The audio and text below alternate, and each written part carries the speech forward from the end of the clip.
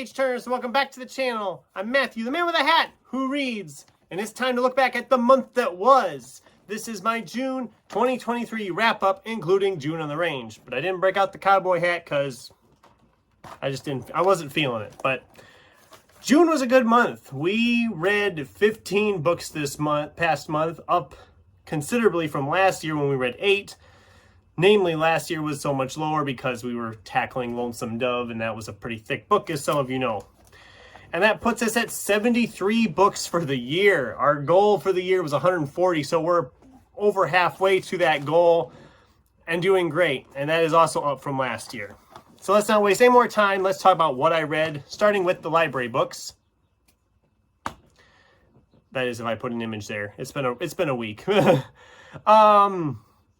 News of the World by Paulette Giles. It's fairly short. It's not exactly a Western, but it also is set in that era, so I kind of counted it as part of June on the Range. I had seen the movie before I read the book. The book was fine. I didn't love it. I didn't hate it. I thought the movie was a little bit better just because of how some of the book was formatted. They didn't use quotations, and that's just a peeve of mine when a book thinks they're too fancy to use quotations around dialogue. It just kind of annoys me. And then I read Anna North's Outlawed. Again, I thought it was fine. I didn't love it, didn't hate it. I think I gave both of those 3 stars. That is a good one, though, if you're looking for something more women's lit for June on the Range. I highly recommend that for next year or whenever. Now let's talk about the books of my own that I read. We had 2 carryovers from May that we finished pretty early on. We had Tim O'Brien's The Things They Carried. This is a Vietnam set fictionalized account, but it feels very real. It is a hard read at times, but it is well worth reading. I gave this 5 stars. It was fantastic. And then, of course, I did a review for this. Kyle Buchanan's Blood, Sweat, and Chrome, The Wild and True Story of Mad Max Fury Road. I loved this as well. This was a 5-star for me as well. It was just so good. I really enjoyed this so much as a behind-the-scenes look at the making of the movie. Then, I read Dr. Potter's Medicine Show by Eric Scott Fischel. This was for June on the Range, of course, and it was about a traveling medicine show.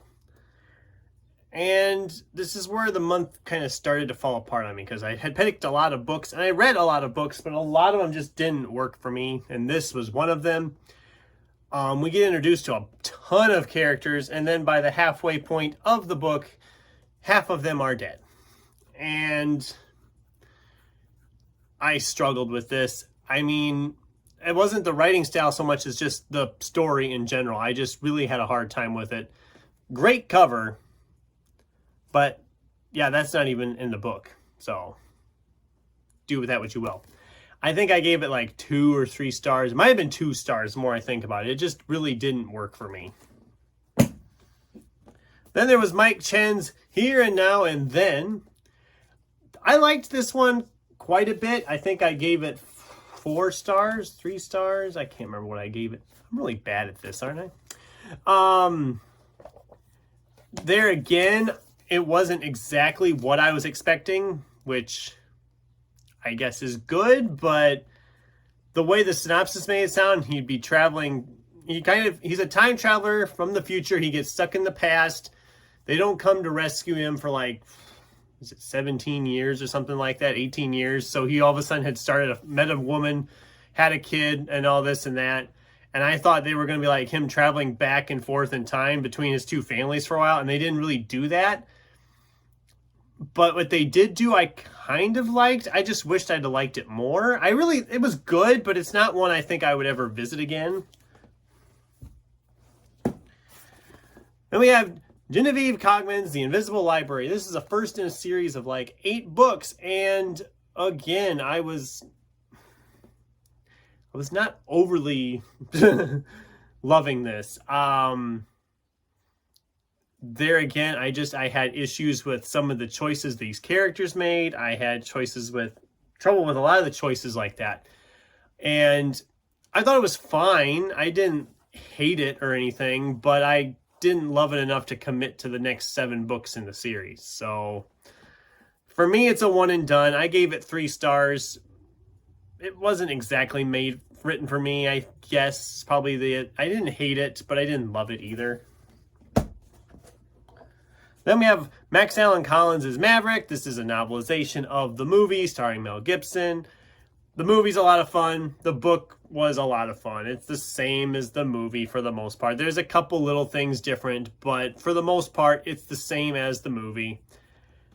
I had a fun time with it. It was a perfect June on the Range read. Not very long. I flew through it in like 3 days, I think it was. It was really quick, and I really enjoyed it. Then I did a reread of Neil Gaiman's Fortunately the Milk. I did a whole video talking about this book already. It's a lot of fun. It's junior fiction. It'd been like 8 years since I read it. It was nice to revisit it. I read it in like an afternoon. Then we have Simon R. Green's Hell to Pay. This is the 7th, I believe. Is it the 7th? The 7th novel in his Nightside series. Book 6 kind of worked as a conclusion to the series for what was going on, so I was curious as to how this was going to go with a 7th book, or if it'd feel like we were trying to stretch the series, and it was still good. I still gave it, I think, 3 or 4 stars, but it did feel like we were trying to stretch the narrative of the series a little bit after the way the 6th one ended. I'm probably going to continue on with the series. This is the last one I have on hand right now, so I don't know when I'll continue, but I do kind of want to continue. But if it kind of continues down this trend that we're getting into with this one, I don't know how much farther I will go with it.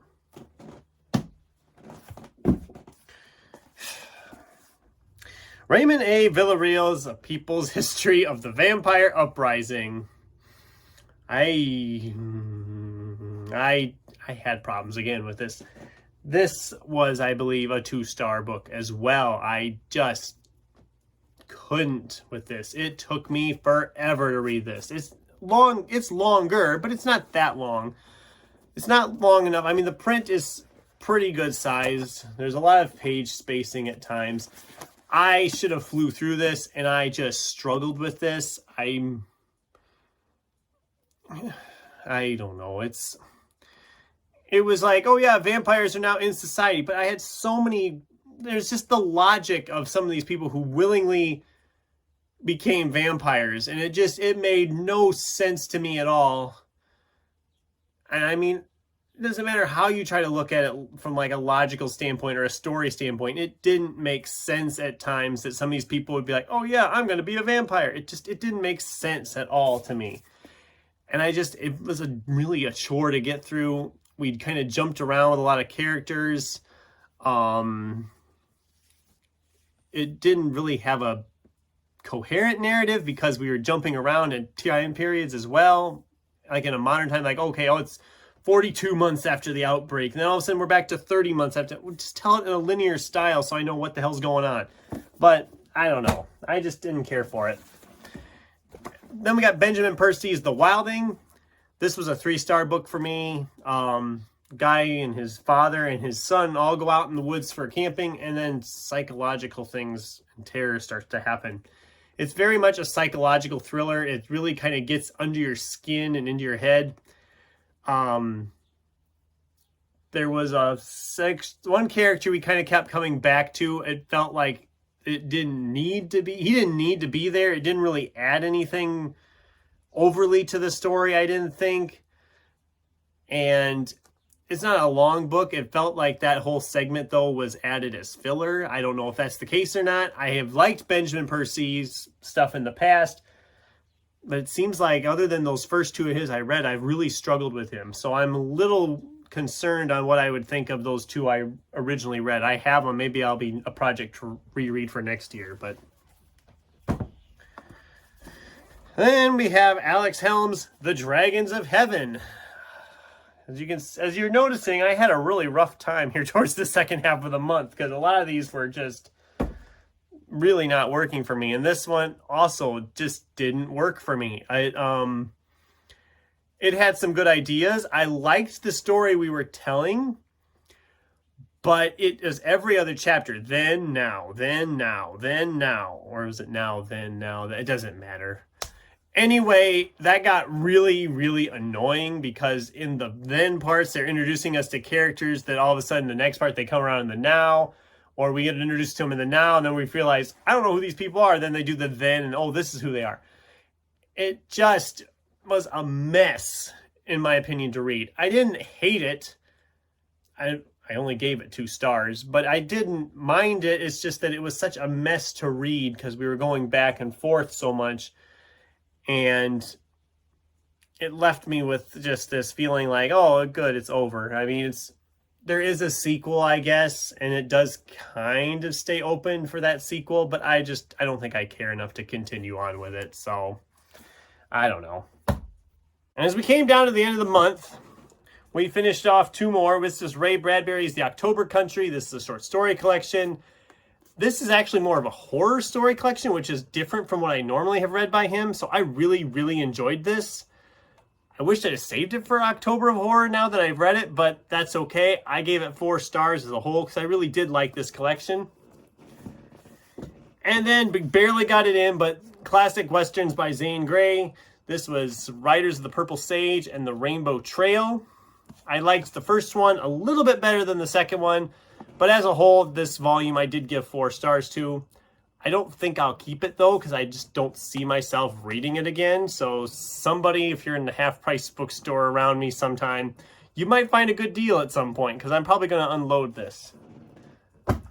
And of course, before we go, we have to talk about my favorite book of the month. As you noticed, June was a lot of just meh books for the most part, which is why my favorite book of the month was actually one I finished on the 2nd of the month, and that was Blood, Sweat, and Chrome. I mean, I'm a huge fan of the movie, so I obviously loved this book a lot. And yeah, that was the month of June for my reading. 15 books, quite an accomplishment. I had one that I didn't quite get finished. That'll be probably the first one here in my Rainbow TBR of July. If you haven't watched that video, please check it out and let me know what you think, if any of those sound good. And let me know what you thought of these. Did any of these sound good? Did I just not get them? Have you read them and loved them and I hated them? I'd love to get a discussion going with you in the comments down below. Thanks for watching, and until next time, keep turning pages.